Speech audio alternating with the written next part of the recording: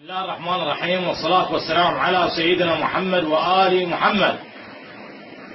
باسمي وباسم العراقيين جميعا وخصوصا أبطال الحشد الشعبي المقدس، أوجه هذه الرسالة إلى أردوغان رئيس تركيا، عليه سحب قواته من الأراضي العراقية فورا. أكرر هذا الكلام على أردوغان، عليك سحب قواتك من الأراضي العراقية فورا، وإلا والله ثم والله فسوف يكون الرد عليك قاسي. فعليك سحب قواتك من هذه الأراضي المقدسة.